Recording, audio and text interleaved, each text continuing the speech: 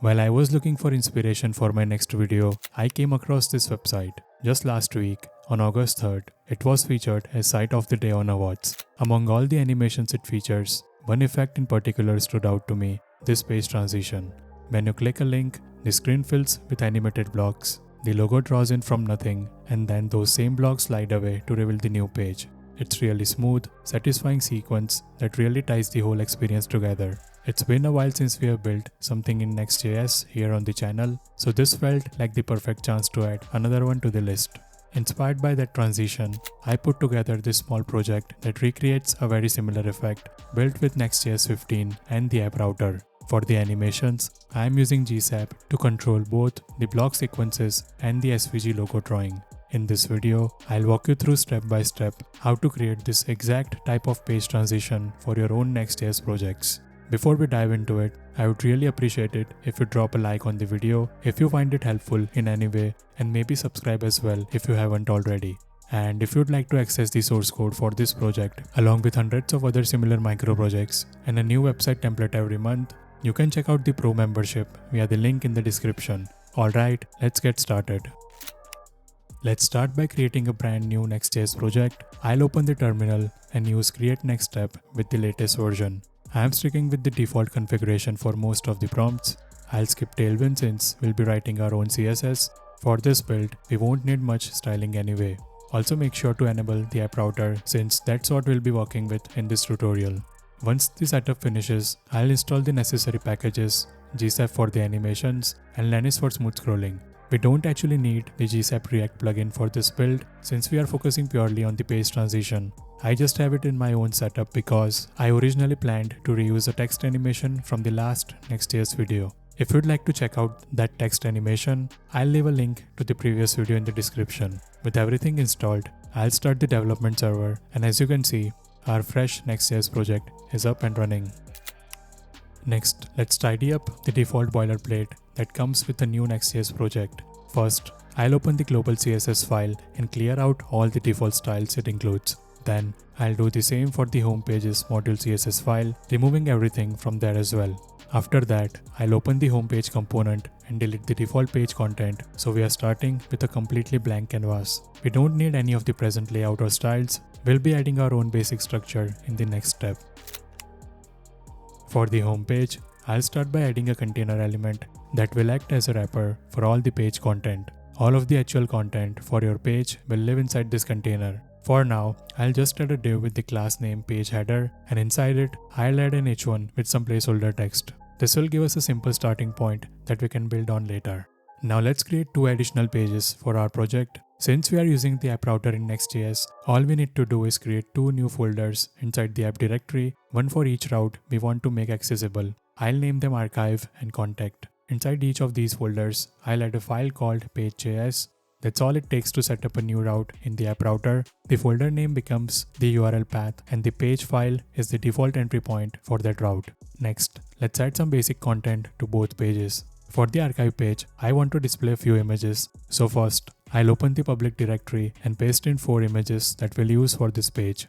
Then, inside the archive page component, I'll return a container div as the main wrapper. Inside it, I'll add another div with the class name archive and place all 4 images inside that element. Since I want smooth scrolling too specifically on this page, I'll import the React Lenis component from Lenis at the top and wrap the page content with it to enable smooth scrolling. The contact page will be even simpler, just another basic functional component that returns a container div followed by a page header inside. That header will hold an h1 with some placeholder text to represent the contact page content. That's all we need for these two pages. Next, we'll create a simple navigation so we can easily switch between these pages.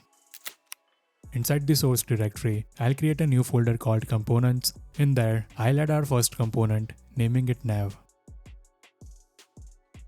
At the top of this file, I'll import the link component from Next.js, which we'll use for client-side navigation between routes. This is going to be another simple functional component. Inside the return statement, I'll have a nav element that contains 2 sections, one for the logo and one for the navigation links. In the logo section, I'll add a link that points to the home route and displays the site name. In the link section, I'll add 3 link elements, one for each page. Once the nav component is ready, I'll open up our layout wrapper file, import the nav, and render it right above the children. This way, the navigation will be visible on every page in the app. And with that, we now have a fully functional navigation bar that works across all our basic pages. Now let's add some styling to our navigation and pages. For this build, I am keeping all of our styles in this single global CSS file. It's the simplest approach for a small project like this, and it keeps everything in one place while we work. First, I am resetting the defaults. I am removing all browser spacing by setting margin and padding to 0, and I'm using border box so the box model stays consistent across the whole project. Next, I'll set up the base styles. The body gets our main font, so the whole site starts with a clean, consistent look. Images are set to fill their container completely, keeping their properties intact and cropping if necessary using object fit cover. For headings, I am making them uppercase, giving them a bold, oversized presence with a tight line height and using a dark color to make them stand out. Links lose their underlines, get uppercased, and switch to the DM mono font with a slightly smaller size and medium weight. Now onto the navigation bar. I am fixing it to the top of the viewport so it's always visible, spanning the full width of the screen. Flexbox handles the layout with the logo on the left and the links on the right, and a higher index keeps it above all the page content. Inside the nav, the logo uses our heading font at a slightly larger size for emphasis, while the links are evenly spaced using FlexCap.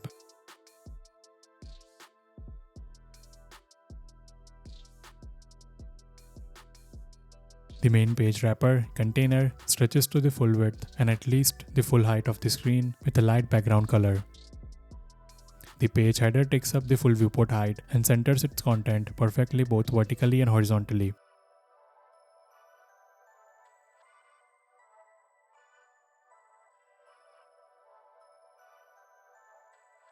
For the archive section, I am narrowing the content width, centering it on the page, adding generous padding, and stacking the images vertically with space in between. We'll also give each image a fixed aspect ratio to keep them consistent. Now, before we move on, I'll add the CSS for the page transition elements. First, I'll set up the transition overlay. This will be the full screen layer that appears during our page transitions. I'll make it span the entire viewport and use Flexbox to position multiple blocks elements side by side. Each block will take up an equal share of the width, stretch to the full height, and start completely scaled down horizontally from the left. We'll animate these blocks in and out to create that wipe effect you saw earlier in the demo. I am also disabling pointer events here so that when the overlay is hidden, it won't block any interaction with the page. Next, I'll style the logo overlay. This will be another full screen layer that appears during the transition, but instead of covering the page with blocks, it will display our SVG logo in the center. I'll give it a dark background, center the logo container both vertically and horizontally with Flexbox, and start it fully transparent. The logo container itself will have fixed dimensions and will animate the SVG stroke inside it when the transition runs. Lastly, I'll add a media query for screens under 1000 pixels wide, so the heading size scales down and keeps the layout balanced on smaller devices. With this CSS in place, we are ready to start building the transition elements next. Next, I'll set up a dedicated logo component so we can control and customize it separately from the rest of the UI. Inside the components folder, I'll create a new file for the logo. This component will return a single SVG with one path inside it. The SVG has an explicit width and height, so it fits neatly in the logo container, and a view box that includes a little extra padding. That padding prevents the stroke from getting clipped at the edges when we animate it. Inside the SVG, I am keeping fill set to none and using a light stroke color so the outline is easy to see against the dark transition background. I am also setting a thin stroke width with rounded line caps and joints so the corners look clean when the stroke animates. This setup is important because we'll be driving a stroke draw effect with GSAP by changing the path's dash values. If you want to reuse this transition in your own project, you can simply replace the path data. The quickest way is to export your icon from a design tool like Figma as an SVG, open it in a code editor or the browser, copy the data attribute from its main path and paste it into this component. I recommend exporting your icon around 125 by 125 pixels and centered in the canvas. Keeping the size close to that makes it drop in without extra tweaks to the viewbox or the CSS, and it will sit correctly inside the logo container. To make the animation straightforward later, I'll keep this component simple and make sure we can target the inner path from the page transition code. We'll use that handle to measure the path length and animate it from invisible to fully drawn. Finally, I'll export the logo component so we can import it into the transition layer and reuse it across pages. Now I'll create a new file inside the components folder and name it page transition. At the very top of this file, I'll add use client directive so this component runs on the client side. We need it to be a client component because we'll be using React hooks and GSAP, both of which require browser APIs. Next, I'll set up the initial JSX structure. I'll start with a div that has a class transition overlay. This will be the layer that covers the screen during the transition and holds all of the animated block elements. Right after that, I'll add another div with the class logo overlay. This will be a full screen layer that sits above the blocks and will display our logo during the transition. Inside the logo overlay, I'll create one more div with the class logo container. This is where the SVG logo will be placed so it stays perfectly centered on the screen. Now, I'll import the logo component we created earlier and insert it inside the logo container so we can animate its stroke later when the transition runs. Once this structure is ready, I'll move to the layout wrapper. At the top, I'll import the page transition component. Then I'll go into the layout wrapper and wrap both the nav and the children inside the page transition component. By doing this, I'm making sure that our transition overlays, the block layer and the logo layer, stay mounted the entire time the app is running. This is important because in Next.js, when we navigate between pages, only the part inside the children changes. Everything outside the children stays in place. So, by placing the transition layers around both the navigation and the page content, the overlays can run smoothly across route changes without being remounted or reset. Next, I'll go back to the page transition component and update the function signature so it accepts children as a prop. This tells React that this component can receive other components or elements inside it. Then, inside the return statement, I'll render children underneath the overlays. That way, the transition layers always sit visually on top, but the current page content is still loaded in the background and ready to be revealed when the animation ends. For now, nothing will look different. The app will still navigate normally because we haven't added any animation logic yet. This step is just about setting up the structure so the transition layers are in place and ready for the next stage.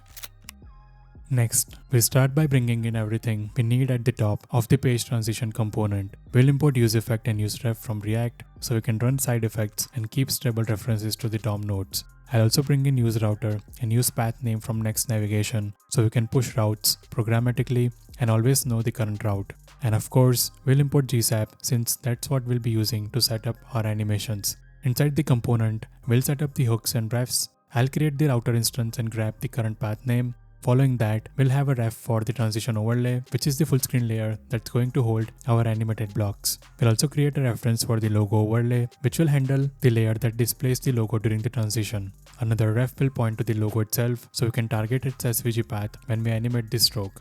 I'll also add a reference that will store an array of all the block elements once we generate them. And finally, we'll set up this transition in flag to prevent double clicks when an animation is already running. Next, we'll attach these refs in the JSX. On the transition overlay element, we'll bind the overlay ref so we can inject and animate the blocks inside it. On the logo overlay element, we'll attach the logo overlay ref so we can show and hide the layer during the cover and reveal transition. We'll also need to pass a ref to the logo component that will allow us to access its inner SVG path from the transition code.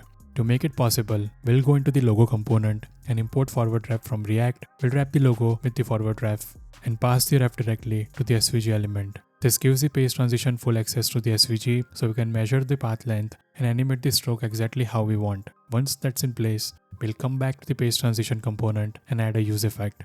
This will be where we set up everything for our transitions. We'll include the router and path name in the dependency array so this effect runs whenever the route changes. In the next step, we'll use it to create our block elements, set their initial GSAP states, and wire up the logic for covering and revealing pages during navigation. Now, before we get into the actual code, let's take a moment to talk about the approach we are going to use to build this. Originally, I tried creating the entire animation using the View Transition API. It's a really powerful API for handling smooth page changes, and it works great if all you need is a simple straight transition between pages. But in this case, the animation is doing a lot more than just fading content in and out. We have got multiple layers, block wipes, a custom SVG logo animation, and very specific timing between each part of the sequence. Because of that, the View Transition API didn't feel like the right solution here. I think it's best suited when you don't need full frame-by-frame control over every child element in the DOM. But for this effect, we do need that level of control. So instead, I decided to completely customize the routing behavior and run our own animations in between route changes. So here's the overall logic. We are going to intercept link clicks before the route changes. When the user clicks on a navigation link, instead of switching pages instantly, we'll first run our cover animation. The row of blocks will animate in from the left, one after another, until they completely cover the screen. Once the blocks have covered the entire viewport, we'll fade in the logo overlay. At the same time, we'll animate the stroke of the logo so it draws itself from nothing. When the animation finishes, we'll trigger the actual route change with Next router. As soon as the new page content is ready, we'll run the reveal animation. The block will animate back out on this new page, but this time they'll scale away from the right side, revealing the new page underneath. The logo overlay will also fade away, leaving only the fresh page content visible. So let's get started. Just a quick note. To keep the video tight and the edit clean, I'll paste small chunks of code as we go. I'll still explain exactly what we are doing, how it works, and why we are doing it. Now, we'll set up the blocks that create that wipe effect. So first, we'll create a small helper function called createBlocks. This function's only job is to build the block elements inside the transition overlay. Inside it, we'll check the overlay reference. If the overlay isn't mounted yet, we'll exit early. That prevents errors if this runs before the DOM is ready. Next, we'll clear the overlay. I'll wipe its inner HTML so we always start fresh. This matters if we revisit the page or rerun the setup. We don't want leftover blocks piling up.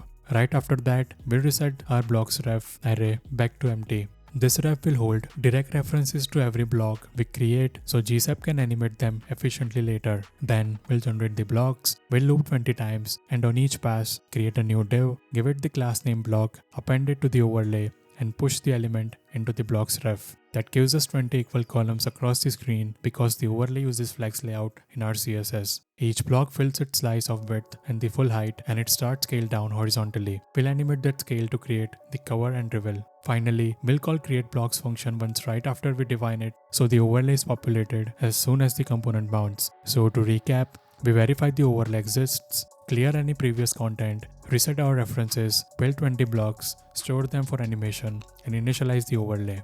Next, we'll set the starting GSAP states on these blocks and get them ready for the cover animation. First, we'll target every block and use GSAP's set method to give them a horizontal scale of 0. That means each block will be fully collapsed and invisible. We also set the transform origin to left, so when we scale them up later, they'll grow from the left edge toward the right. This is what creates that smooth cover effect when the blocks animate in. Next, we'll prepare the logo for its stroke animation. We'll check if the logo exists. That tells us the logo is mounted in the DOM. Then, inside the logo, we'll grab the path element. If the path exists, we'll measure its total length using getTotalLength function. This gives us the exact distance around the outline of the logo's shape. With that value, we'll set two key SVG stroke properties. Stroke-array will be set to the path's total length, creating one dash that covers the entire shape. Stroke-offset will also be set to that same length, which effectively hides the stroke by shifting it entirely out of view. We'll also set the fill to transparent, so we only see the stroke when it animates. Later, we'll animate the stroke-offset from its full length down to 0, making the path row itself in from start to finish. Finally, we'll call revealPage function we'll define in a bit.